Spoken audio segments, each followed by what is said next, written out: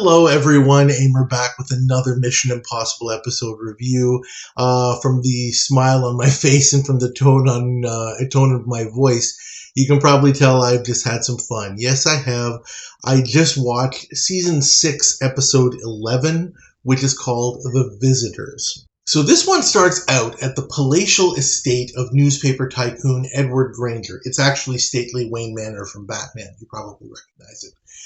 And Granger is praising a reporter named Robertson, who's uncovered a big story about corruption at high government levels involving the syndicate, and telling him that his organization is committed to publishing the truth.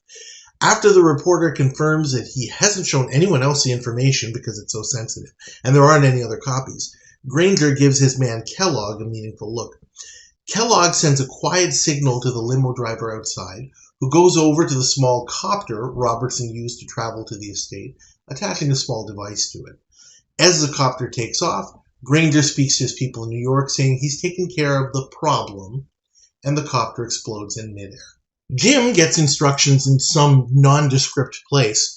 The mission: there will be an election in 3 days, and syndicate-backed candidates will sweep it in the state, thanks to Granger's publications. The IMF must make sure the public knows the truth before Election Day. We have a brief apartment scene with a discussion with a whole lot of interesting items, including a mutant bee, a drug that can cause a person to be unable to move, and a woman named Helen Prescott, a woman who Granger met on one occasion.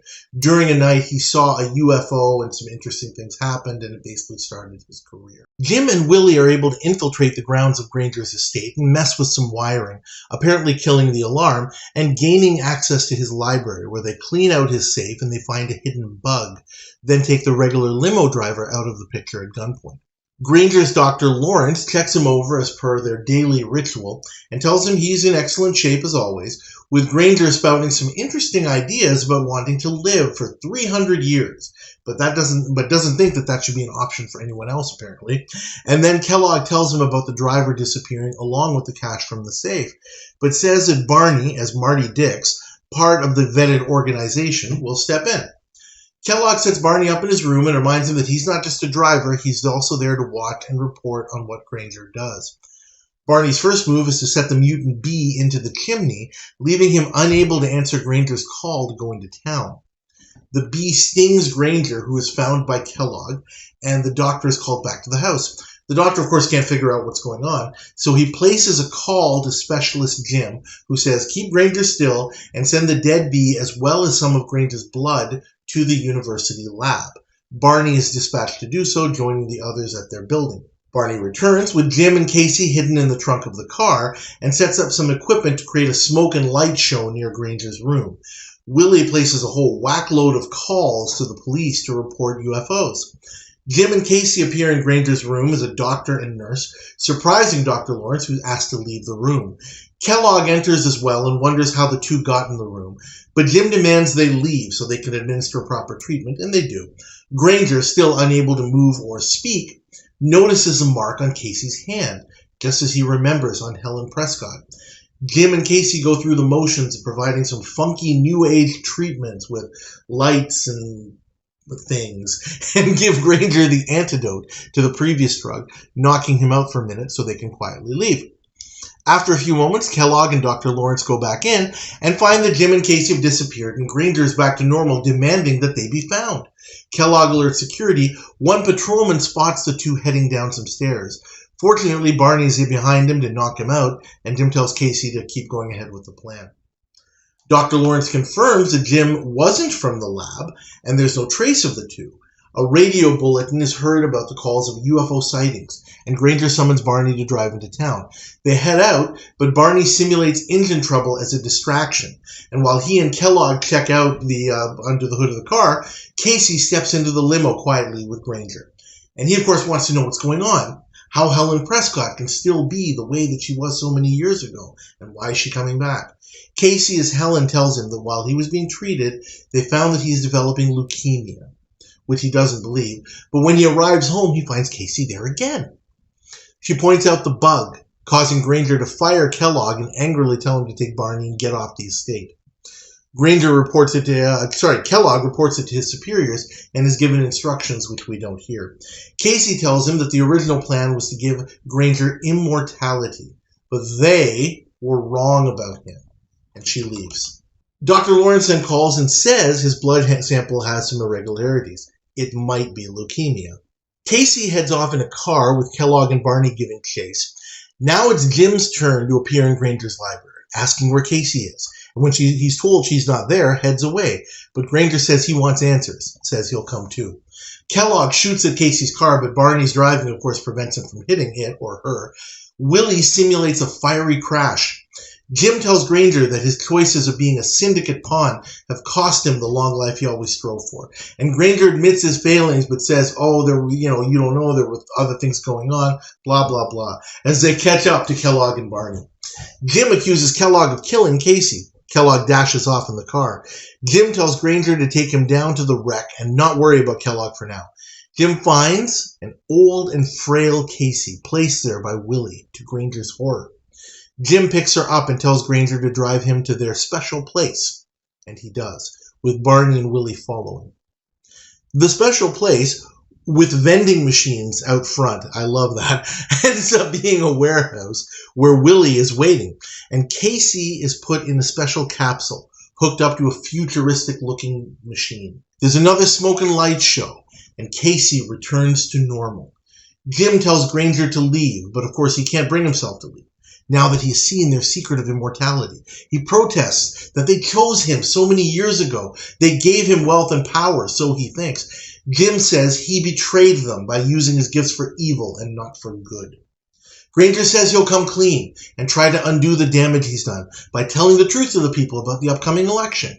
And Jim says he'll connect Granger to his office. Granger goes on the 7 o'clock news and starts confessing about the syndicate-controlled candidates and his role in pushing them forward. The IMF quietly leave. Granger continues to spill his guts. Granger finds they've left and calls out to them in vain, saying, "I did what you wanted." Kellogg appears and shoots him, and with his dying steps, Granger vainly tries to press the magic button on the capsule he figures might just save his life. Mission accomplished. What grade do I give this one? I went into it with an idea, knowing that this was the grade that I was going to give it.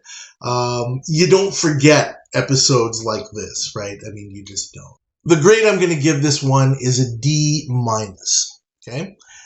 Let's start out by stating the obvious. This is another episode. This is the third one this season, which is just pure hokum, ridiculous, over the top, can't take it seriously. Don't even try, okay? The other ones have been Encore, of course, with William Shatner, and The Miracle with Joe Don Baker and, others. Interesting note, this is a script written by a writer named Harold Livingston, who actually wrote 9 episodes in all of Mission. Harold Livingston also wrote Encore. Now, before you think, oh my gosh, this guy must not be a very good writer, well, he also wrote Flight from season 5, which was a good episode. He also wrote The Party from season 5, which was a pretty decent episode too. So your mileage may vary on that. But yeah, this one. Anyway, the reason I give it a D- and not an F, couple of things. First of all, Frank Hotchkiss, who plays Kellogg in this episode, I remember this very, very specifically because it just stands out so much in this episode, that he is a really, really competent guy, a good character. I really, really liked him, and he is I was going to say shining star. Maybe that's not the best best set of words to use, given some of the light show we had in this episode. But boy, he is that bright light in this episode for me. He's not an idiot. He knows what he's doing, and I liked him. He, in a way, kind of single-handedly brings this episode out of the depths of being an F.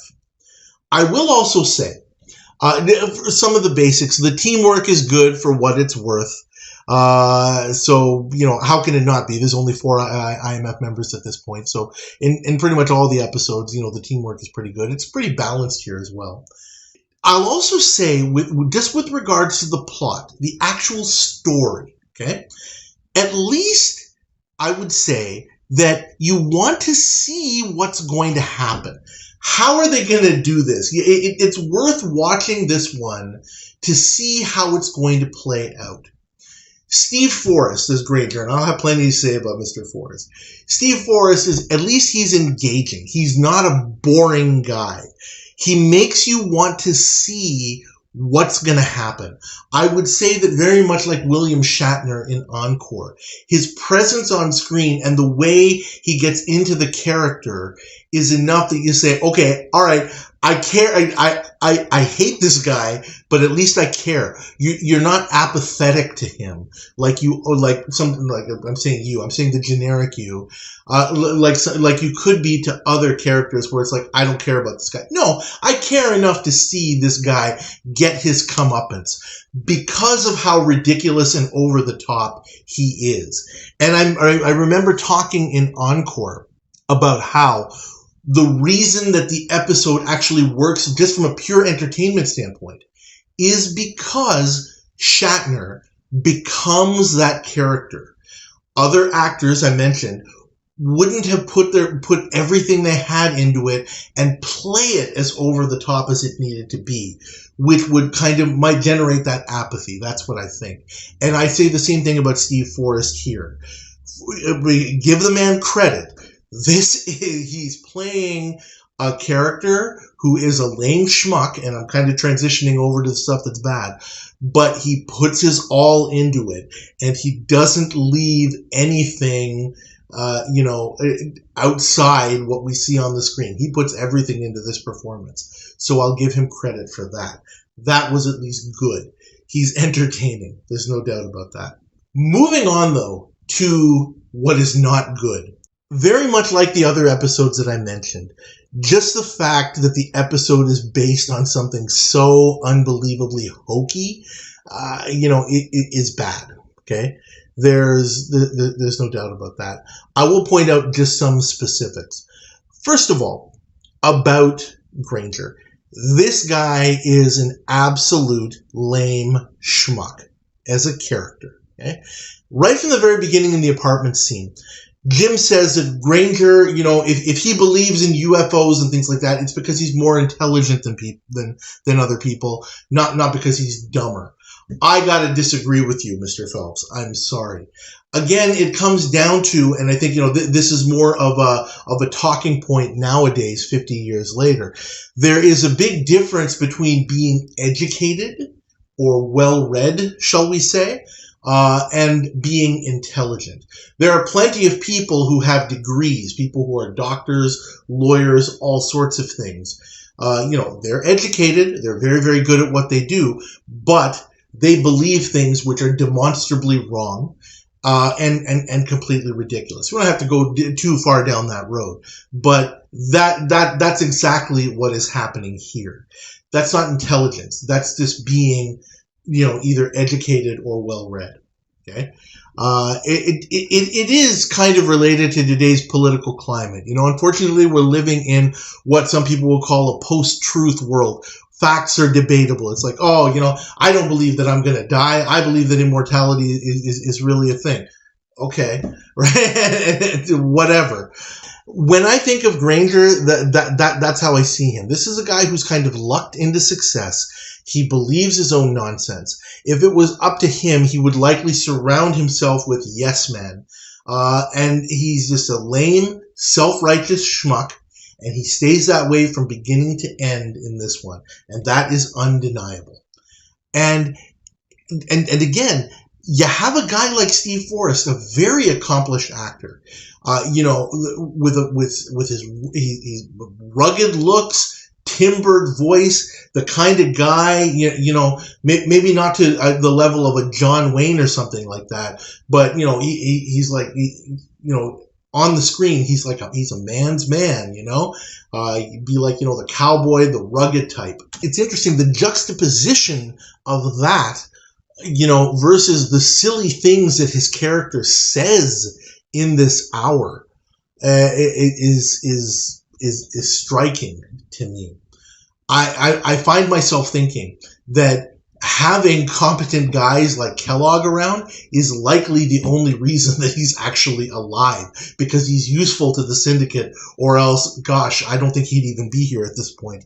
That's how I see it. Other things that I would say are bad, that really is the overarching thing. But there are some plot holes here, which I will point out. When Casey leaves the estate for the last time, after coming to Granger and telling him that, you know, oh, we plan to give you immortality and all of that, she gets into a car and leaves. A patrolman just lets her leave. What? Why did they even allow her on the grounds? I mean, I know, we know, the audience knows that, you know, Casey drove up and, you know, talked to Granger in his limo, and then clearly Casey then went to the estate and waited for Granger there. But why did they let her in? What is the point of having these patrolmen? And especially given that, you know, just the night before, I think, must have been the night before they were told that, you know, find these two people. And a patrolman disappeared. Another patrolman disappeared because he was taken out by Barney. And, you know, these guys should be on high alert. Maybe something was cut. Maybe some exposition was taken out. But, you know, how did that happen? That's a huge plot hole and a huge oversight. And it just seems that there came a point, probably right around there, where the authors were just like, okay, we're going to have to put a bow on this thing somehow. Come on, let's just move it forward. That's how it seems to me. I also feel that the ending really creates quite a bit in the way of plot holes. First of all, when Jim goes through his spiel about, oh, you disappointed us, you know, we did all this for you, we chose you, and, you know, you betrayed us and all of this, Granger says, oh, I'll set things right, I'll set this election right. You know,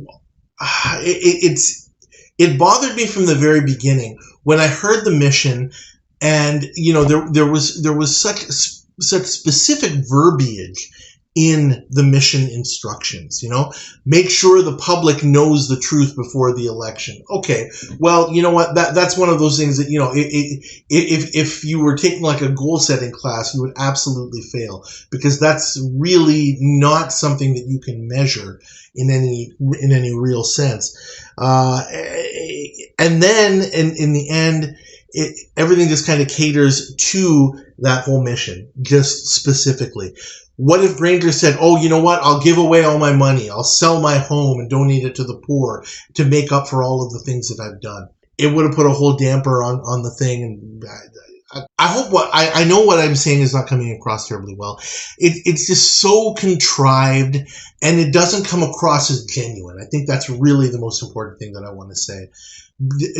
Just because the whole thing doesn't mesh together, it just doesn't seem genuine, and that is really a highlight of why that is the case. Just the mission itself and the end of the mission, where, you know, the mark happens to give the IMF exactly what they want, right down, you know, to the specifics. Also, not that it matters much in the grand scheme of things, how in the world does Kellogg find Granger in the end? Did he find Jim's car? Did he end up following Jim's car? Was he nearby? We see him on a payphone calling New York for instructions about what to do about Granger. Obviously, he's told, okay, well, Granger's a liability, you've got to kill him. But, you know, he couldn't have followed Jim's car, I don't think. There was certainly no indication of such. So again, this is just, it just really seemed like this was one of those things where the writers were just like, well, we've got to put an ending on it. Let's just have Kellogg find him. And then, of course, there's that whole big thing at the end where, you know, Granger is reaching out. If I just touch that button, maybe I can live forever. Oh gosh, like I mean, I don't know what to say. So unbelievably hokey and over the top. Just wow. Um, this is borderline one of those so bad it's good episodes.